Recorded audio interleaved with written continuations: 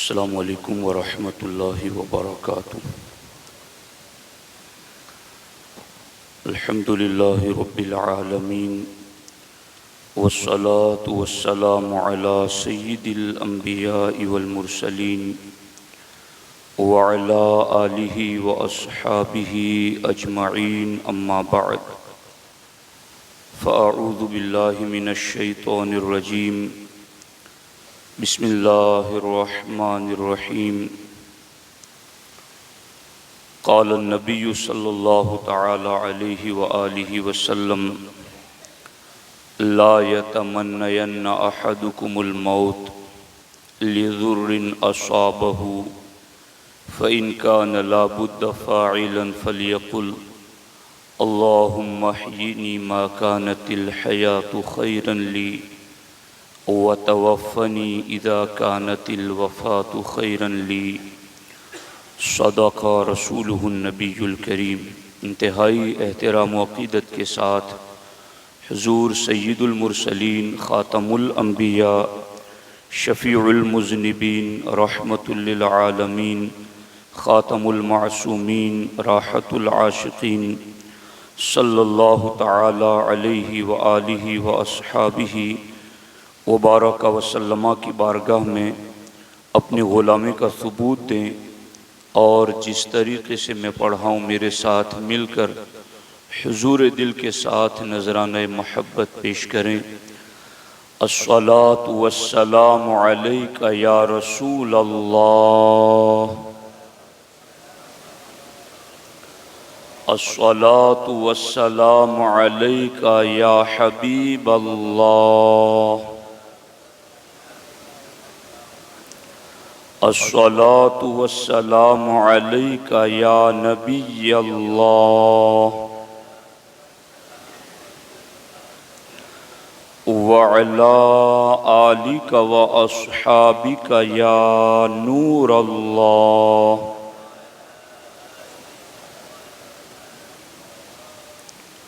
صلی اللہ تعالی علیہ وسلم۔ دوستان محترم، اللہ کے رسول حضور سید المرسلین صلی اللہ تعالی علیہ وآلہ وسلم نے اپنی امت میں بہترین انسان کے حوالے سے مختلف مواقع پر الگ الگ صفات کو بہتر انسان کی علامت اور نشانی قرار دیا ہے۔ اسی مختلف مواقع میں سے ایک موقع پر اللہ کے رسول صلی اللہ تعالی علیہ وآلہ وسلم نے جو ارشاد فرمایا، اس کے حوالے سے چند باتیں عرض کرنا چاہتا ہوں۔ ایک شخص نے بارگاہ رسالت میں عرض کیا، حضور سب سے بہتر کون ہیں؟ تو ہمارے آقا علیہ السلام نے ارشاد فرمایا، جس کی عمر طویل ہو اور عمل اچھا ہو، یعنی جسے اللہ رب العزت نے لمبی عمر عطا فرمائی ہو اور اس لمبی عمر کے ساتھ ساتھ اس کے اعمال نیک اور اچھے ہوں، تو ایسا انسان بہترین انسان ہے۔ ہمارے آقا حضور سید المرسلین صلی اللہ علیہ وآلہ وسلم نے خود ایک مقام پر ارشاد فرمایا کہ کیا میں تمہیں تمہارے اندر سب سے بہتر آدمی کی خبر نہ دوں کہ تمہارے اندر سب سے بہتر کون ہیں؟ صحابہ کرام علیہم الرضوان نے عرض کیا، حضور آپ ضرور بتائیں۔ تو اللہ کے رسول علیہ السلام نے ارشاد فرمایا، اسلام کی حالت میں جس کی عمر لمبی ہو اور اس کے کام اچھے ہو، یہ تم میں سب سے بہترین انسان ہیں۔ تو آپ یہاں پر ایک چیز محسوس کریں گے کہ ہم میں سے ہر شخص لمبی عمر کا خواہش مند ہوتا ہے کہ میری عمر میں برکت ہو، مجھے لمبی عمر ملے۔ تو اس بات کی خواہش تو ہر ایک کو ہوتی ہے لیکن محض یہ کہ لمبی عمر ہو یہ کوئی فضیلت کی بات نہیں ہے۔ ہمارے آقا نے ارشاد فرمایا کہ لمبی عمر والے انسان کے اعمال اچھے ہو تو یہ تم میں سب سے بہترین انسان ہے۔ تو جہاں عمر لمبی ہو اس بات کا تقاضا اور اس بات کی طلب اور تمنا ہے، تو وہیں پر ہمیں اس بات کی بھی کوشش کرنی چاہیے کہ ہمارے اعمال بھی نیک ہو اور ہمارے کام بھی اچھے ہوں۔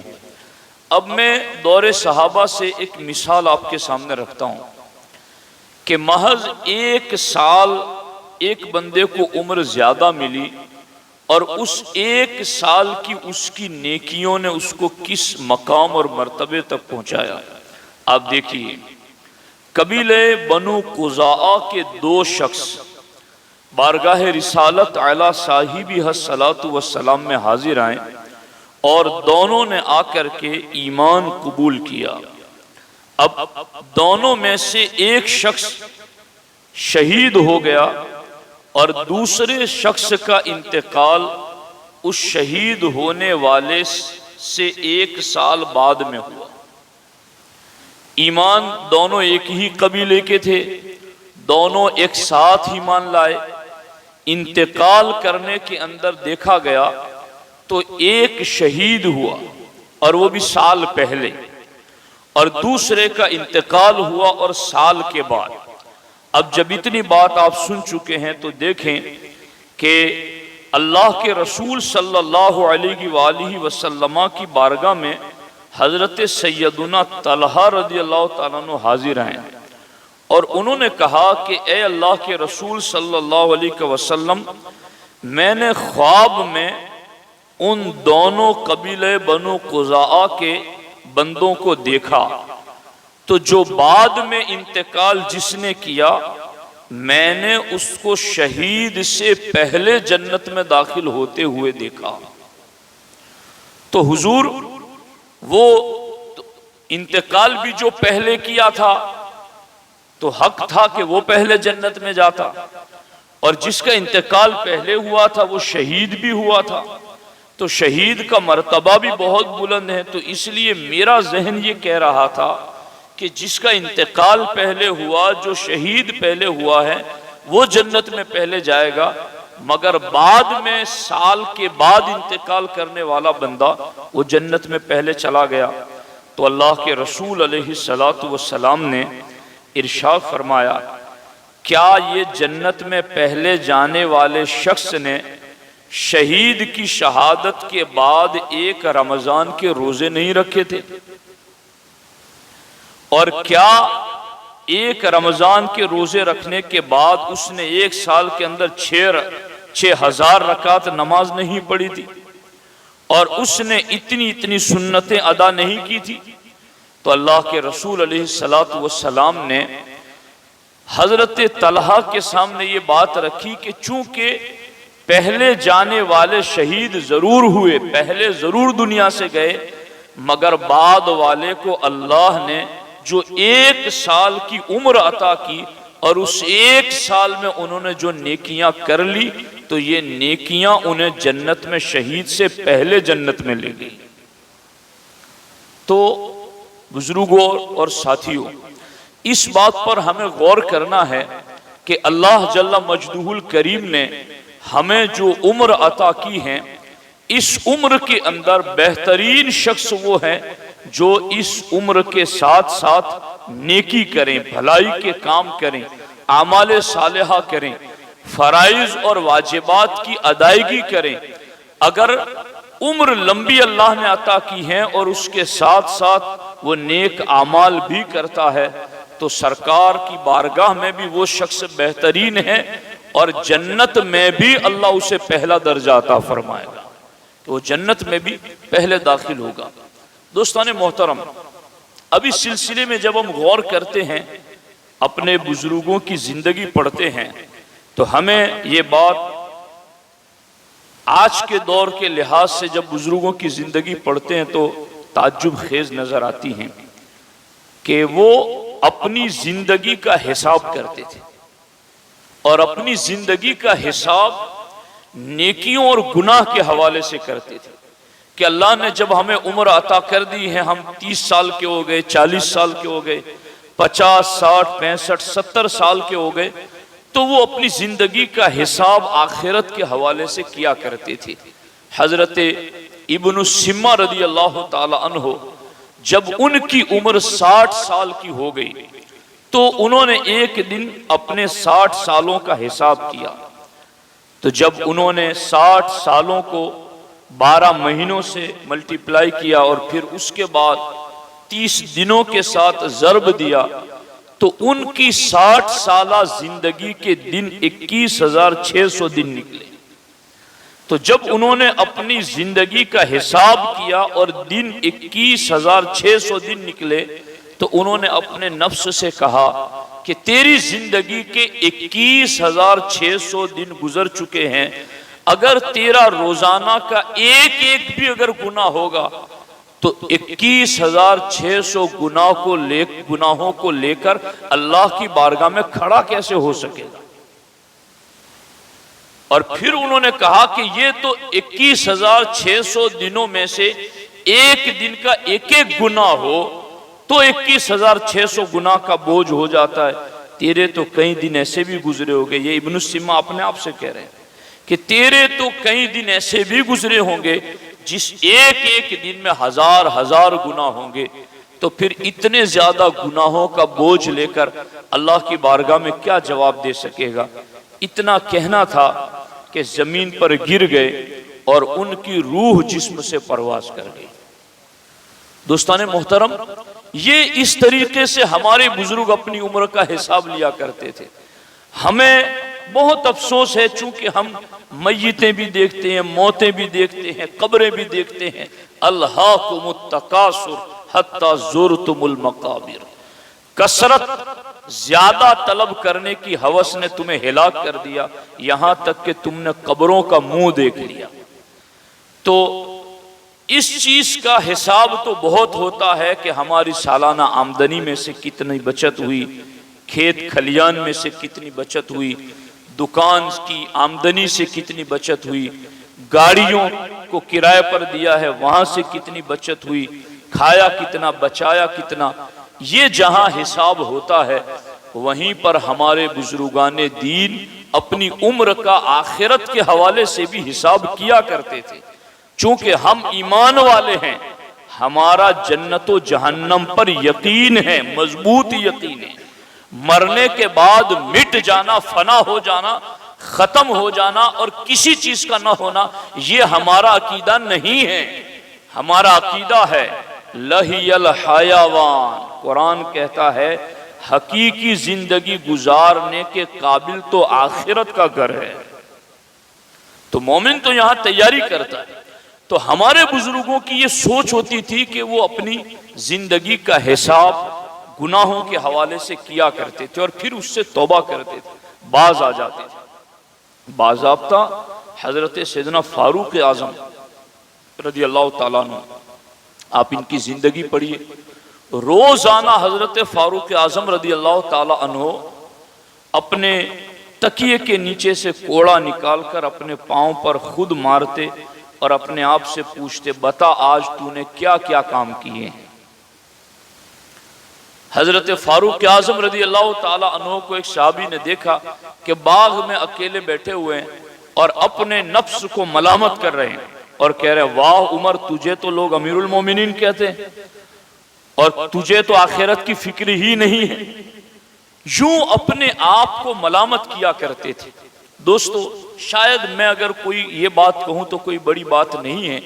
عمروں کے بڑے حصے گزر گئے، ایک پل کے لیے بھی کئی لوگوں کو اس سوچ پر آنے کی توفیق نہیں ہوئی کہ وہ تنہائی میں بیٹھ کر کے یہ سوچے کہ میں نے اتنی زندگی کس کام میں گزاری اور میں جو جنت کا طلبگار ہوں، اللہ رسول کی بارگاہ میں مجھے جانا ہے، تو میں کیا لے کر جا رہا ہوں۔ اس بات پر ہم لوگوں کو غور و فکر کرنا چاہیے۔ حضرت فاروق اعظم کا بھی یہ قول ہے اور حضرت صدیق اکبر کا بھی یہ قول ہے۔ کس قدر زیادہ اللہ کے خوف میں لرزتے رہتے تھے۔ فرماتے ہیں اگر آسمان سے ندا آئے کہ سارے انسان بخش دیے گئے مگر ایک کو نہیں بخشا گیا۔ صدیق و فاروق دونوں کہتے ہیں کہ ہمیں ڈر لگتا ہے کہ کہیں وہ ایک میں تو نہیں ہوں۔ غور کیجیے، تو یہ اپنی زندگیوں کا محاسبہ اور حساب لیا کرتے تھے۔ ایک بزرگ ایک جگہ سے گزرے تو بے ہوش ہو کر گر پڑے، لوگوں نے اٹھایا، ہوش آیا، کہا کیا ہوا؟ کہ بچپن میں مجھ سے اس جگہ پر ایک گناہ ہو گیا تھا، آج وہ یاد آ گیا تو میں اللہ کے خوف سے ڈر کے گر گیا۔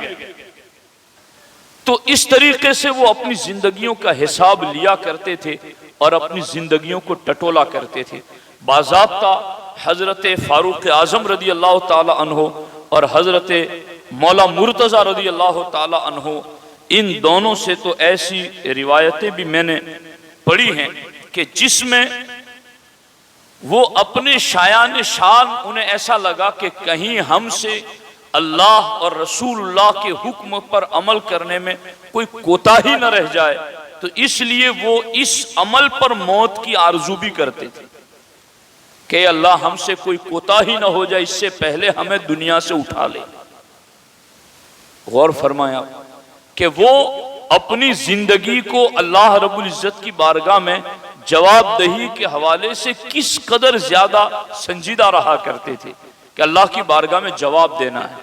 تو ساتھیوں، اس سلسلے کے اندر ہم نے، آپ نے، سب نے اس دنیا کی زندگی کو، چاہے ہمارے پاس مال دولت عزت شہرت مرتبے منصب سب کچھ ہو، لیکن ان سب کچھ کے باوجود ہمیں اللہ کی بارگاہ میں جواب دینے کے لیے کھڑے ہونا ہے، ہمیں اللہ کی بارگاہ میں جانا ہے، اور وہ کریم رب جہاں بخشنے والا مہربان ہے وہیں پر سخت پکڑ کرنے والا بھی ہے۔ نیکیاں کریں اور پھر اللہ کی بارگاہ میں یہ امید رکھیں کہ اسے کوئی نکتہ پسند آ جائے۔ جسے نیکیاں کرنی نہیں، جو بے باک ہیں، دین پر جرأت کر رہا ہے اور پھر وہ یہ کہتا ہے کہ وہ تو نکتے نواز ہیں، ایسے بندے کو ہمارے آقا علیہ السلام نے فرمایا وہ بے وقوف شخص ہے جو گناہ کر کے اللہ کی رحمت سے امید لگا بیٹھا ہے، جو گناہ کر کے بخشش کی بات کرتا ہے۔ اور یاد رکھیں اس سلسلے کے اندر ہمارے آقا علیہ السلام نے یہی فرمایا، الکیس من دان نفسہ وعملہ لما بعد الموت۔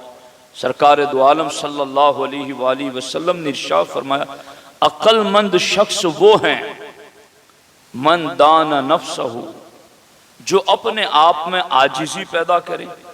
ایک ترجمہ تو اس کا یہ ہے، اور ایک ترجمہ یہ ہے من دان نفسہ، جو اپنے نفس کا حساب کرے، اپنے آپ کا حساب کرے، محاسبہ کرے۔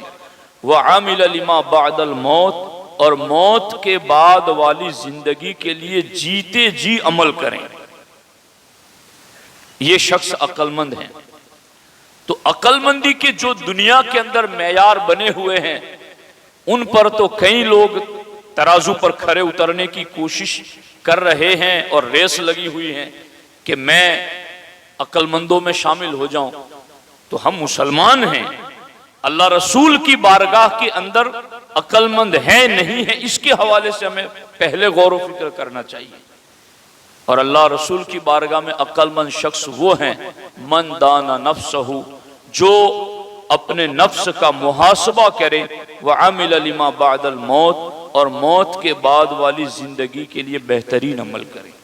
میں نے تو یہاں تک پڑھا ہے کہ صالحین کو آخرت میں ایک چیز پر افسوس رہے گا، اور وہ اس چیز پر کہ ان کی زندگی کا کوئی لمحہ غفلت میں گزرا ہوگا، اس پر انہیں افسوس ہوگا کہ کاش اس لمحے میں ہم نے ایک بار سبحان اللہ ہی کہہ لیا ہوتا، الحمدللہ کہہ لیا ہوتا، اللہ اکبر کہہ لیا ہوتا، کوئی اچھی بات تسبیح تحلیل کی پڑھ لی ہوتی، تو اگر ہم نے یہ کیا ہوتا تو آج ہمارا درجہ اس سے بلند ہوتا۔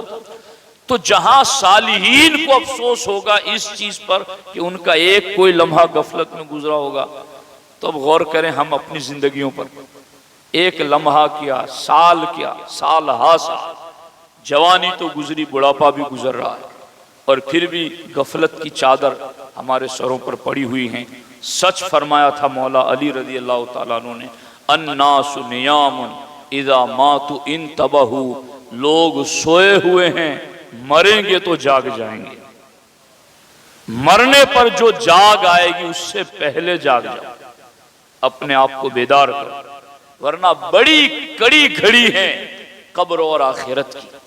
سوچو تھوڑی دیر کے لیے کہ جب جنازہ اٹھا کر لوگ چلتے، جیسے ہی میت ہوتی ہے فوراً باتیں ہوتی ہے، مہمانوں کے لیے کھانا کون بنائے گا، فوراً بات، میت میں آنے والوں، پوچھنے والا بھی پوچھے گا فون کر کے یہی کہ جنازہ کتنے ٹائم کو اٹھایا جائے گا، ادھر کوئی کفن پھاڑ رہا ہوگا، ادھر کوئی غسل دینے والے کو بلا رہا ہوگا، ادھر کوئی تختوں برگوں کا انتظام کر رہا ہوگا۔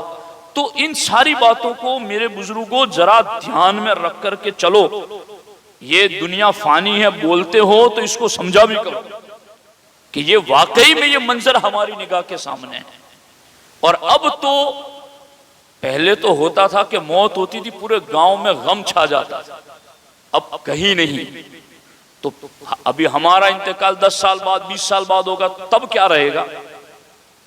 اس لیے لوگ یہ بھی کہتے ہیں تمہیں ہماری قبر میں سونے آنا ہے، نہیں آنا ہے، آپ نے خود ہی جانا ہے، اس لیے خود تیاری کر کے جاؤ، جو بول رہے ہو اس کو ہی کم از کم سمجھ لو۔ تو میرے ساتھیوں اور بزرگوں، یہ ہماری زندگی اللہ کی بہت بڑی نعمت ہے۔